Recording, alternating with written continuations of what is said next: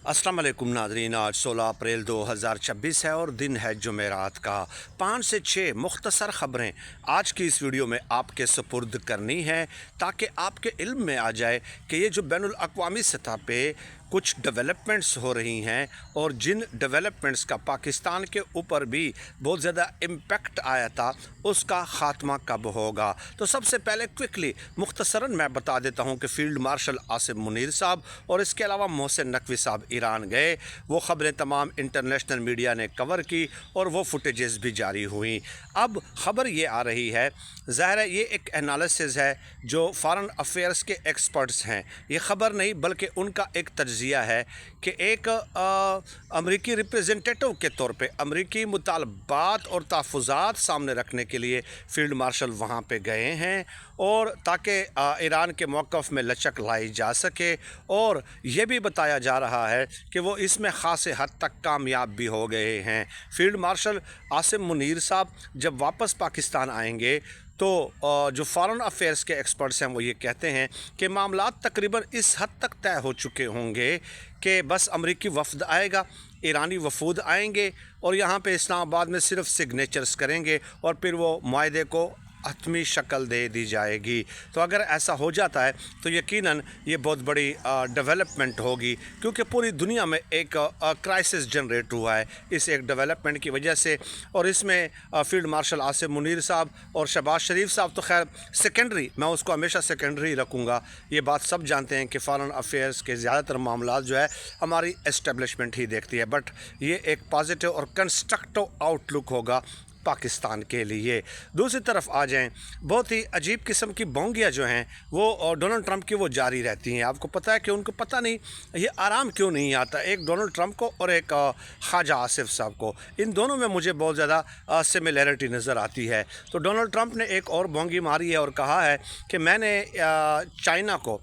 गुज़श्ता दिनों जब जंग थी और डोनाल्ड ट्रंप को मार पड़ रही थी तो डोनाल्ड ट्रंप ने ये कहा था कि चाइना पे डायरेक्ट इल्ज़ाम लगाया था कि वो ईरान को असलहा सप्लाई कर रहा है, लेकिन चाइना ने ज़ाहिर इसको रेफ्यूट किया था, इसको डिनाई कर दिया था। और अब डोनाल्ड ट्रंप ने फिर एक और बात की है कि मैंने चाइनीज़ जो अपने हम वो है डेली जो उनके कैलिबर के बराबर हैं, जो उनके ओहदे के बराबर हैं, उनको ख़त लिखा है और उनसे कहा है कि आइंदा चीन जो है ईरान को हथियार सप्लाई ना करे। तो फिर चीन ने कहा है कि जी ठीक है हम नहीं करेंगे। यानी इस तरह बचकाना बातें वो कर रहे हैं। और फिर कहा कि देखिए मैंने ये बहुत बड़ी एक अचीवमेंट और हासिल कर ली है, मैंने एक और फतेह हासिल कर ली है कि चीन से ये मनवा लिया है कि दोबारा वो ईरान को हथियार जंग के दौरान या वैसे भी हथियार वो फराहम नहीं करेगा और ये मेरी बहुत बड़ी जीत है। और इसके अलावा उन्होंने कहा कि बग़ैर लड़ाई के हासिल करना बहुत बड़ी बात है, लेकिन लड़ाई की अगर बात हो तो लड़ाई भी हम कर सकते हैं, लड़ भी हम सकते हैं, हमसे ज़्यादा अच्छा कौन लड़ सकता है। इस किस्म की ऊट पटांग जो है ना वो स्टेटमेंट्स उनकी तरफ से सामने आती हैं। आप मुझे बताइए कि क्या चाइना ये तस्लीम करेगा कि जी ठीक है आइंदा हम हथियार फराहम नहीं करेंगे? वो तो फिर अपने ऊपर एक चार्ज शीट जो है वो फराहम करने के मुतरादिफ है, तो चाइना इसको रिफ्यूट कर देगा कि ऐसी कोई बात नहीं है। डोनाल्ड ट्रंप का ख़त आया था और हमने उनसे यही कहा कि हमने ना कभी हथियार फराहम किए हैं ना ही आइंदा फराहम किए जाएंगे। चाइना बैनुल अक़वामी क़वानीन का एहतराम करता है। और इसके अलावा एक और बोंगी भी है। तीसरी ख़बर है डोनाल्ड ट्रंप की, वो जो पोप हैं उसके ऊपर गरजे बरसे हैं। ज़ाहिर है गुज़श्ता दिनों डोनाल्ड ट्रंप ने एक मुतनाज़ा बयान दिया था, तो अब पोप ने फिर उसके ऊपर ज़ाहिर तनकीद की थी, तो अब डोनाल्ड ट्रंप उसके ऊपर भी गरजे बरसे हैं और कहा है कि इस पोप को जो है ईरान के अंदर मज़ालिम नज़र नहीं आते कि उन्होंने पुरअमन गैर मुसल्लह 42,000 अफराद को मार दिया था ईरान ने, उसकी मज़म्मत इस पोप ने नहीं की और वो मेरे पीछे हाथ धोकर पड़ गए हैं। और चौथी ख़बर, इटली के जो प्राइम मिनिस्टर हैं पूरी दुनिया में, पूरी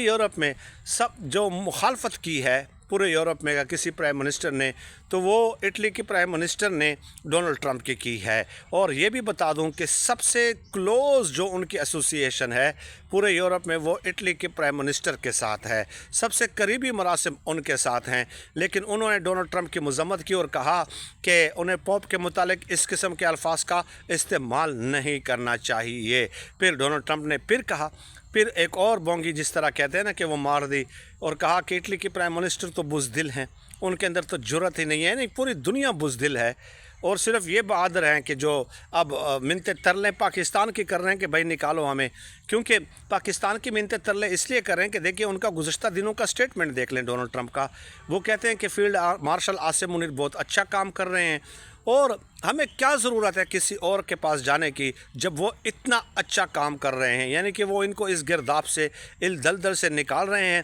پوری دنیا میں کوئی بھی ڈونلڈ ٹرمپ کو اس گرداب اور دلدل سے نکالنے کے لیے جو ہے نا وہ آگے نہیں بڑھ رہا تھا، لیکن عاصم منیر صاحب ان کو نکال رہے ہیں۔ تو یہ 3-4 تو میں نے بونگیاں بتا دیں ڈونلڈ ٹرمپ کی، اور 4-5 کے قریب جو ہے جو خبریں جو امپورٹنٹ ڈیولپمنٹس ہیں وہ بھی میں نے آپ کی خدمت میں شیئر کر دی۔ اب فائنینشل ٹائم نے ایک اور کلیم کیا ہے، بڑا عجیب و غریب قسم کا کلیم ان کا سامنے آیا ہے کہ یہ جو جنگ ہو رہی تھی ایران امریکہ کی، ظاہر اسرائیل بیچارے کا تو کوئی نام ہی نہیں لیتا نا، ٹھیک ہے، کیونکہ 2 بڑوں کی لڑائی میں جو ہے وہ اس بچے کا نام نہیں لیا جاتا۔ تو پھر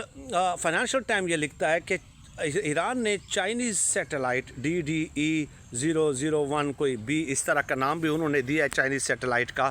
کہ ایران نے اس کی ایکسیس حاصل کر دی تھی، اور اسی سیٹلائٹ کے ذریعے یہ جو خلیجی ممالک میں امریکہ کے اڈے ہیں یا امریکہ کے جو ایسٹس ہیں اور ان کو ٹریس آؤٹ کیا تھا، اور پھر ایران نے اس کو ٹارگٹ کیا تھا۔ تو ایران نے اگر یہ کامیابی حاصل کی تھی تو اس نے چائنیز سیٹلائٹس کا استعمال کیا تھا۔ تو یہ آپ فائنینشل ٹائمز رپورٹ کر رہا ہے، ظاہر ہے چائنا کے اوپر اگین ایک بڑا الزام ہے، لیکن چائنا تو ڈیفینیٹلی جو ہے وہ اس میں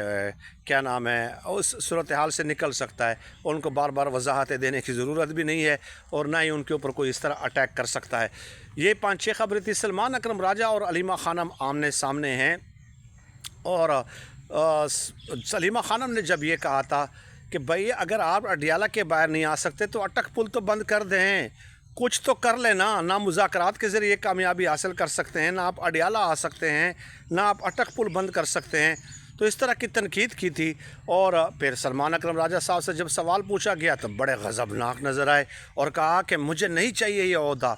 مجھے عہدوں کی لالچ نہیں ہے، میں 3 دفعہ عمران خان صاحب کی خدمت میں استعفیٰ پیش کر چکا ہوں، لیکن عمران خان صاحب نے میرا استعفیٰ قبول نہیں کیا، اور اب اگر دوبارہ ملاقات ہوگی یا نہ بھی ہو تو جس کی بھی ملاقات ہو وہ میرا پیغام عمران خان صاحب تک پہنچا دے کہ میں پھر استعفیٰ دینا چاہتا ہوں، میں ایسے عہدے نہیں لینا چاہتا۔ اور پھر سلمان اکرم راجہ صاحب نے یہ بھی کہا کہ جناب مجھے عمران خان صاحب نے کہا کہ علیمہ خانم کہ جو سیاسی ڈائریکشنز ہوں گی کوئی، آپ نے اس کو فالو نہیں کرنا، کیونکہ میں اپنے خاندان کی سیاست پہ یقین نہیں رکھتا ہوں، یہ کہا ہے سلمان اکرم راجہ صاحب نے۔ تو بڑے جذباتی اور جس کو کہتے ہیں نا کہ بڑے ٹچی ہو جاتے ہیں۔ اب میں آپ کو بتاؤں کہ پہلی بار جب عمران خان صاحب کے سامنے انہوں نے استعفیٰ رکھا تھا نا، تو عمران خان صاحب نے ان سے کہا کہ آپ پالیٹکس میں اب آئے ہیں، آپ اس قدر پرسنل کیوں ہو جاتے ہیں، آپ اس قدر جو ہے نا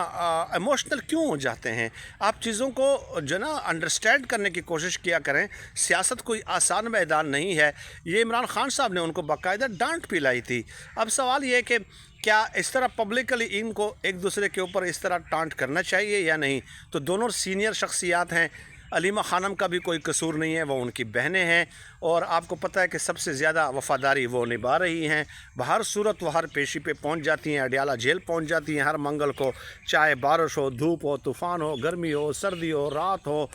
کسی قسم کے حالات ہی کیوں نہ ہوں، لیکن وہ وہاں پہ پہنچ جاتی ہیں۔ تو ان کا بھی دل ظاہر ہے، ان کے خدشات بھی اپنی جگہ درست ہیں کہ نہ اڈیالہ کے باہر۔ اب پرسوں جب آئے ہیں 30 کے قریب ٹوٹل تحریک انصاف کے لوگ آئے ہیں، آپ کو معلوم ہے 5 خواتین تھی علیمہ خانم کے ساتھ، اس کے علاوہ شفیع جان، مینا خان وغیرہ۔ تو آپ 70,000 جس جماعت کے عہدیدار ہوں، 1,70,00,000 سے جس کا زیادہ ووٹ ہو، اور اس جماعت کے بانی کے ساتھ اظہار یکجہتی کے لیے 30 لوگ ہیں، تو علیمہ خانم کا تو شکوہ بجا ہے نا، وہ تو بجا یہ شکوہ کر رہی ہیں۔ تو اب نہ تو اڈیالہ کے باہر کوئی آئے، نہ احتجاج ہو، نہ کوئی ایسا واضح ٹھوس حکمت عملی موجود ہو، اور